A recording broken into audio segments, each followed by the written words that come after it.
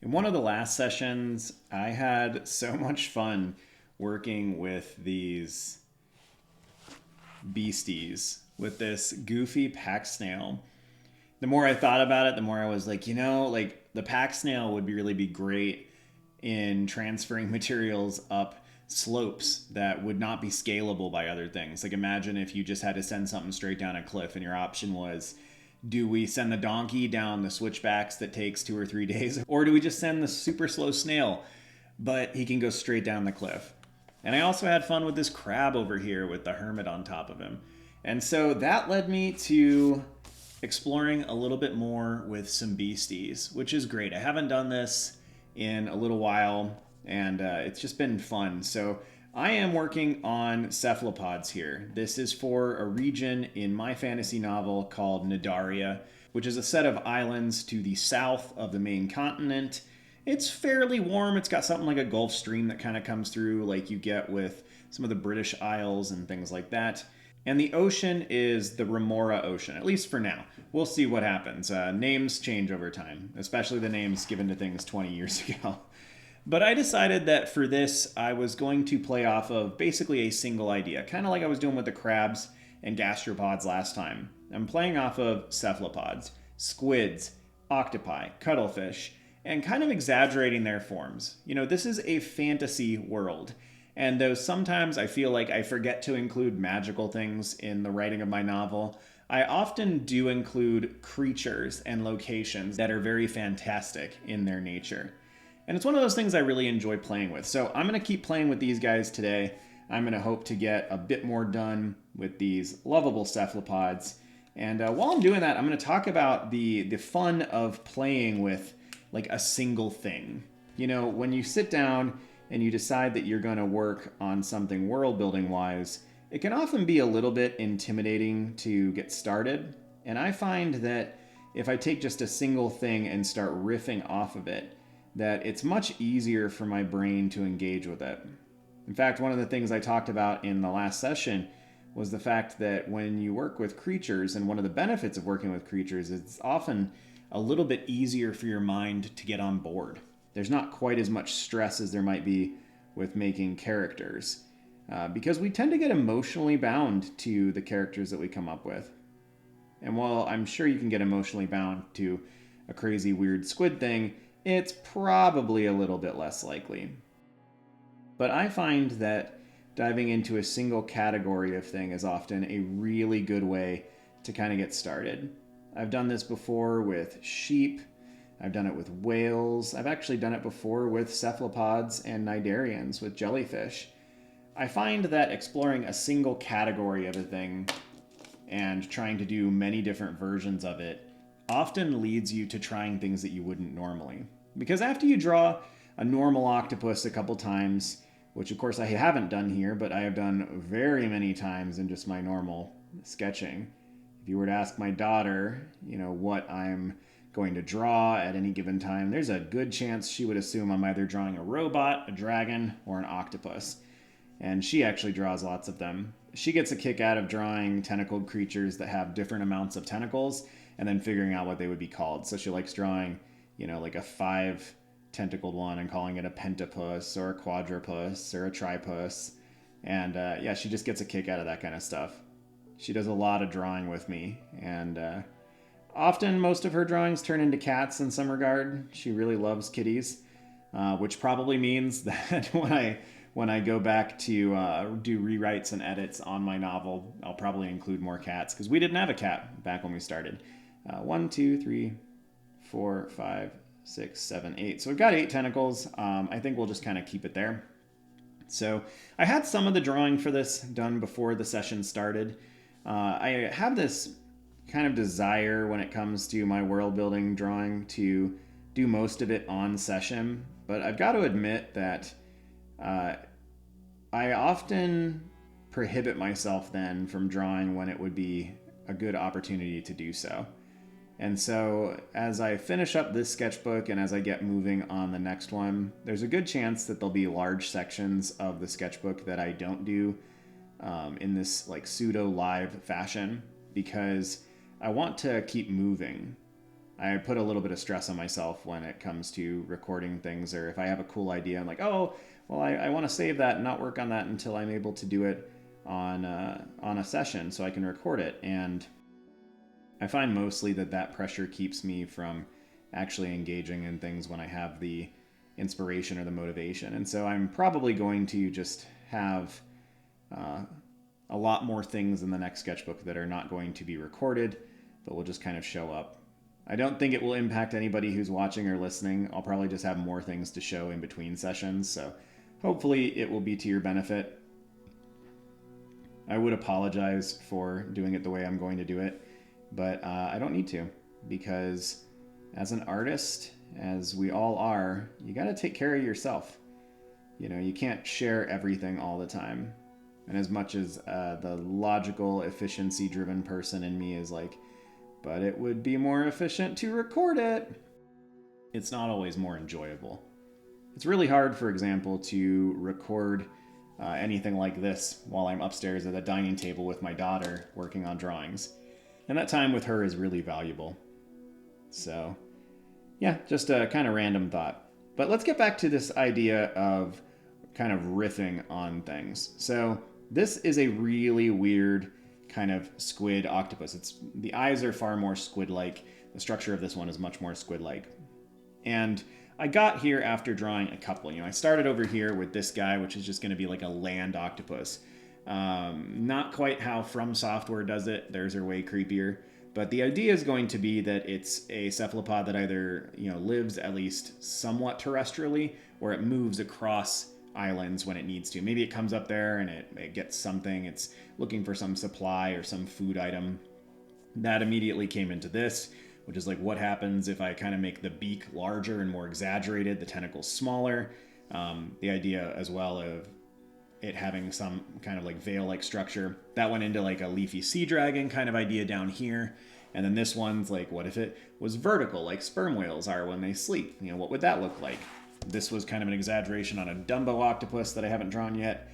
And what happens is when you continue to just mess with the idea and keep pulling it along, is you get iterations of things that are just slightly different and often just a little bit weird.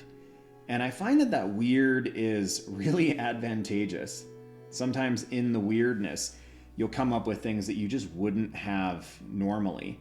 If you're sitting down to draw a single, sea monster, and you're like, okay, cool, like the goal here is to nail this, drawing in one go, and whatever I get, that's what I get, and blah, blah, blah, then you're going to eliminate the possibility for yourself to do some much cooler stuff, some weirder things. And I find that a lot of times the weird is where like the fun is. A lot of the weird ideas that we see in media are kind of goofy, and they're the things that stick with us. And you tend to only get the weird things if that's specifically what you're going for, or if you're doing a lot of versions of something. Because the more versions of a thing you do, the more likely you are to come up with something that's just a little bit out there. And that's probably the biggest piece of encouragement I could give you when you're working with creatures, is zone in on a singular thing. Maybe that singular thing is like mine is, where it's really specific, like cephalopods. But maybe it's not. Maybe it's just like sea monsters. Maybe it's sea creatures. But when you zone in on a single thing, it gives you one thing to focus on. And that generally leans toward iterative drawing the same thing over and over and over again, and playing with that idea and creating new versions of it. In those things, you're going to get away from the tried and true. A lot of writers and world builders have kind of an innate sense of fear about doing something that someone else has already done. And it's an understandable fear. There is the old saying that there's nothing new under the sun. And that's kind of what I tend to believe when it comes to world building and writing. That you can't essentially make anything that's going to be totally true to itself and not derivative in any fashion at all. I don't worry about it too much. But I do find that we all have our tendencies, that we are going to tend towards the things that we enjoy and we love. My novel is always going to be a little bit Tolkien-esque, because my favorite book, my favorite novel and series is The Lord of the Rings. And I not watch it anymore, but I read it almost always on repeat. And what I mean by that is, like, when I finish reading The Return of the King, it's usually only a day or two before I go back and start the audiobooks over. I've obviously read the real version, the physical copies, before several times, but I tend to just listen to The Lord of the Rings on repeat pretty much always. And as of this moment, Frodo just got hit by Shelob, and Sam is in the process of fighting off the space spider demon thing. And I was just, when I was eating dinner, I was just listening to that. Normally I'd watch something while I eat, but how could I walk away from that scene? That scene is such an amazing scene and just makes you love Samwise all the more. But of course, my work is going to be derivative in some fashion of Tolkien's work. And I don't care. My goal is never to be another Tolkien, to be the next Tolkien. We are very different people. I don't want to be him. I certainly don't want to have to experience what he experienced in life, because that guy lived through some terrible, awful times and was an orphan and got sent home sick from World War I. Like, oh my goodness, that guy had a hard life. I am not envious of what he had to endure. But is my work somewhat based on his? Absolutely. Do I feel any shame because of that? Absolutely not. He was an amazing author, one that I admire and I've gotten tremendous amounts of joy out of. And if my work someday could provide anywhere near that amount of joy and fulfillment and satisfaction for people, that would be lovely. But I do not want to be the next him. I do not want to be seen as that. I just want to create my own thing, and I want it to be good. And the whole point of bringing this up is that is going to happen naturally. We are all going to do that. Maybe your influence is not Tolkien. Maybe it's any number of other amazing science fiction or fantasy writers. And maybe you fear your work being derivative or feeling like it's too similar. But this strategy right here is one of those amazing things to fight that. And this goes for whether you're writing or whether you're world building directly. I know most of this channel is about art, but I don't really feel like you can separate world building entirely from writing, even if you're not actually writing it down. If you're building out nations and countries and people and characters and things, like, you're just doing it in the oral tradition, like the Odyssey and the Iliad would have likely been done originally, or like most of the Bible was likely done, not written for ages and just passed on verbally. And if you want to fight that, if you want your work to feel less derivative, to be less derivative, one of the best things you can do is iterate. Just start with, my basic idea is I love Jedi warriors. And you go, cool. And you draw up a version of that. And maybe that's literal. Maybe you literally draw it. Maybe you write it out. Maybe you create an outline of the character traits and flaws and things that you want in this character. And then from there, you start to iterate, to try different versions, to add in new things. What if you took the lightsaber and you made it into a different kind of weapon entirely? What if that weapon is a weapon made of light, but it is able to be summoned? What if it can take the form of any kind of weapon, and the kind of weapon that it takes the form of is somehow telling you something about the nature of that person or their soul? What if they're, instead of being like the light side and the dark side, you go back to more of the Legends material where there's all these different schools of what it is to be a Jedi? Maybe it's literal, like Harry Potter and so many other magical schools. Or maybe it's like schools of being a monk, where you can go and learn from a monastery of monks who will teach you a particular way to meditate, how to act, ways to live your life, and those things will come into effect. And from those, you get the strategy for how you fight. And you continue that. You continue to iterate. Maybe each of them have a certain kind of pet. Maybe there's something that is, really odd or unique about them. Every time you make one of those changes, you iterate, you try something new, there's a good chance that about 75% of what you play with will not stick. You'll change it. You'll throw it out. You'll go, gross, that's dumb. Why could I ever think that? What was I doing? But some of it will stick. And some of that stuff that sticks will make it yours and will tremendously change it from whatever it was originally derivative of. The other thing here too is that the more media you consume, and I have to be careful with how I say this because it's really easy to get tricked into like, I'm just watching this TV show for research. I'm playing Elden Ring again for research. But the reality is the more good media that you consume, the more influences you have.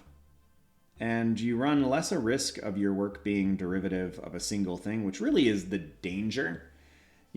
Very few people will fuss about this work is derivative of Pokemon and Dune and Star Wars. It's like, honestly, props for combining those three very disparate things. People tend to only get upset when it's really derivative of a singular thing. And so if you can find a way to combine all these different things into one that makes sense and feels cohesive and feels like a believable world, honestly, that's just gonna come out to your advantage in almost all cases. So consuming good media that is different from the other media forms that you've consumed is a good thing. A very large amount of the media that I consume is science fiction and fantasy based. But I actually have a novel that I'm going to be working on here in the next year or two once I finish my big trilogy. And the idea for that one is, what would a world look like if it was a world that was used to having magic and magic got pulled away? And so I want to actually tell a story almost like responding to the Great Depression or right after a hurricane happened, except the hurricane is essentially magical, that the gods pulled magic away from the world. And so a world that was used to being able to use magic to heal people was using magic to grow their crops each year, was using magic to reroute water for agricultural purposes. Now they've got to do everything like we have to do everything. And what would that look like? One of the big influences on the style of how I want to put that book together is The Song of the Lark by Willa Cather, which might sound rather strange compared to, my other stuff that I've talked about. But that book is essentially about a very talented artistic girl. She's a singer / musician, and she's in a very rural Colorado community, and she's just different than everybody else, and she kind of struggles to fit in. And I like that dynamic. And so I want to have that kind of dynamic where there's this main character who is a young woman who was incredibly adept at magic and was actually in a leadership role. And then after magic is pulled away from the world, it's this struggle for her because she was in a leadership role because of her prowess, but now she can't do magic anymore. Yet everyone is so primed to look to her. And it's this kind of cool, hopefully cool, coming of age story about her figuring out that the things that made her good at magic were not innate skills, but they were certain things about her personality, skills that she had developed through resilience and hard work that are still in play. She's still a good problem solver. She's still able to help everyone else. But she's going to have to deal with the existential crisis of, I was the best mage in town and now I don't have the ability to use magic at all. And I hope that this will be complicated later on in the story as the realization sets in that not all magic is totally gone, but that only these tiny little embers of it still exist. And then to have her not be the savant anymore, to have other people who are actually better at it now that it is a different thing. It requires a different talent, a different skill set to really get started with. But I think it will be a really fun story. And I would never have come up with the way that I want to tell the story had I not read this novel by Willa Cather, which is a very different kind of book than Lord of the Rings or Dune or Starship Troopers, or The Mote in God's Eye, or The Name of the Wind, or any of these other books that I've, read, and if I haven't really enjoyed, I've gotten something unique out of.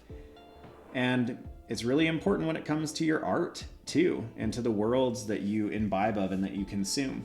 It's important to look into other resources, to see the other stuff that's out there.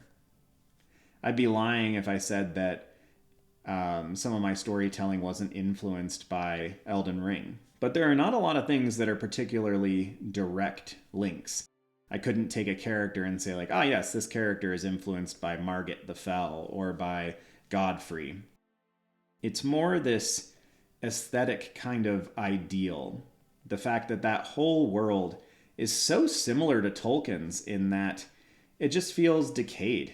Everything there is past its prime. And that's very much the way that Lord of the Rings is. And that is something that I have tried to impart into my novels, is this idea that the world is broken and that things were way different and higher technology and higher magic and more religion and all these things in the past, and that all the people who are living today are kind of living in the shadow of that. The difference for me is that there's not quite the melancholy to it, because in Lord of the Rings and in Elden Ring, I just realized that they both have ring in them. That's almost interesting. There's a melancholy to both of those games, or to both of those worlds. And I don't really have that element. Like these elements of the world are gone and people can't really engage with them in the same way that they once did. But like people aren't really sad about it. Like in Lord of the Rings, people talk about like dying Numenor and how like, men have declined and the age of the elves and the dwarves is over and the wizards are leaving, and it's kind of like this, there's a depressive quality to it just throughout all of it. And I didn't want to include that component. Like pieces of that have to be there, because I think anytime you have a world that is that big and that old, you're going to have some elements of that, but I didn't want that to be an overarching component. Tolkien obviously included that because he had all of these things that he had lost. He watched industrialization come through, and he watched with sadness as the world that he loved had been destroyed. At least that's kind of my understanding of it. And I have elements of that too, but mine are like more nostalgic than his. I haven't watched a whole lot be destroyed in my lifetime. I yearn for things that I don't have anymore. I grew up around big forests, and I don't have that in Colorado, and I miss that. There's a reason why there's a lot of forests in my stories. That's something of my normal life that I just lament. I wish that I was around more forests. Here in Colorado, our forests are all evergreen, at least almost all of them, if not all of them. We do have lots of aspen trees, but they're just not the same as forests back east, or forests in different parts of the world. Like when my wife and I were in the Azores, which is a set of islands in the Atlantic that are associated with Portugal, man, the forests there were just amazing. Or Hawaii, or even Ohio and Pennsylvania. The kinds of forests that they have there are wonderful, and we just don't have anything like that in Colorado. And that bums me out a little bit. But I don't have that overarching melancholy to the entire story. There's just these little elements of mostly echoes of what was. But I don't know if that comes from more of like the Shire components of Lord of the Rings, if that comes from my own disposition. I'm unsure. But you can definitely feel the components of all these other worlds that I have spent time with. And I don't mind that. There's no need to hide it. I don't feel like there's any shame in letting your sources shine through, as long as what you're producing is different enough from them. I don't want to copy what Tolkien has done. I don't want to copy what From Software has done.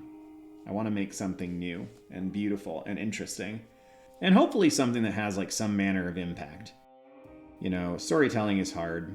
I feel like world building in a lot of ways is easier than telling a good story, because you can kind of just keep layering things, and the more layering you do, the better it gets. trying to tell a good story is pretty complicated. Probably easier for some people than others. I find it much, much more difficult than just world building in general. World building is not necessarily easy. I think it's something that comes easier to me than some folk, just because my brain is always processing weird ideas and I don't find it hard to come up with them. That doesn't mean that they're good. It just means that I don't usually... Like, artist block is something that almost never happens to me. And I don't know why that is. I largely think that, if there is a component that I can nail down, it's the fact that I just don't care if my ideas are bad. I will just make bad things and understand the process that eventually, if I keep making things, something cool will come out. And I've proven myself right enough times over the years that I just don't stress about it. I think that is probably the only thing I can really, put a finger on as far as why artist block is not something that occurs to me very often. I think the only time I've really run into it was when I've had long depressive streaks. And again, that's pretty uncommon, but you know what? The last couple years have been hard. And even though it's never been something I've struggled with before, I have had some moments in the last couple years where I've been like, this is what depression is. I guess one of the big benefits to that, though, was I have a lot of people in my life who have clinical depression and some who, don't, but just they suffer from depression anyway. And I tell you what, being able to experience it even just for a little while, to have some more empathy for the people who experience it frequently, I would not trade that. I would gladly bear the pain for a little while to better understand how other people in my life are suffering, because I truly did not understand. And I still don't really, but I understand enough to go, that really sucks. And I have a higher sense of empathy for it now. And that same kind of idea is something that is going to come out in your work the more you continue to experience other things and try other things. You get this almost virtual empathy. I was actually talking to a friend today, and one of the things that I joked with him about was the fact that, reading fiction in a lot of ways gives you better empathy, because you're learning how to identify with a lot of things that, don't really exist. It's this weird thing. You read fantasy or sci-fi, like you're learning how to identify and empathize with aliens and fantasy races. And I think there's kind of a cool, beauty to that if you can learn how to identify with hobbits and halflings and dwarfs and orcs and trolls and, all these strange things, it almost makes it a little bit easier to identify with and empathize with your fellow human. And a lot of fantasy is about that. A lot of sci-fi is about a little bit, a little different of a category. But sometimes they do overlap. I think it's funny too that not everybody, but that lots of people throw sci-fi and fantasy into the same box, as if the people who read one really read the other. Like they're almost ubiquitous. And I find that they're very much not. They've always both been very interesting to me. And I think the older I get, the more I gravitate towards fantasy versus science fiction. But ironically, most of my reading when I was young was not fantasy, it was science fiction. I adored it, and that's pretty much all I read until I was probably in late middle school and early high school. And I read a lot as a kid. I read a ton as a kid. Not quite as voraciously as my little brother, but, This guy's cool. I'm not totally sold on this kind of trunk thing. But again, this is iterative. We're trying stuff out, seeing what sticks. The idea that every one of these ideas is going to be good is something that I am not worried about. I know that there's no chance that every single one of these ideas will be good. But the funny part about that is that every once in a while, I will get done with a page and be like, no, I kind of like everything on here. But I have a feeling, and this is a weird intuitive thing, I have a feeling that if I went into the drawing expecting that, there's no way it would happen. And maybe that's me being superstitious. But I find that when I put expectations on myself for my drawings, that they tend to turn out worse. When I have deadlines for drawings, they often are not quite as good as the drawings that I'm just making for myself or making at my own pace. I think there's just a lot of human psychology in there for sure, but there's also probably something a little bit more complicated. I love octopi. I'm sure that that's totally not obvious with all the cephalopod type stuff that shows up in my work. But man, they are just such cool, fun creatures. I love cephalopods.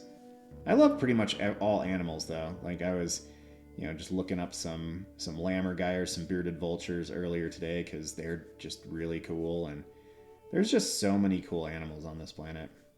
And for fantasy stuff, I find that it's just so fun to take individual ideas of things that totally exist on our world and then just play with them and make them a little bit weirder, a little bit more interesting, a little bit stranger.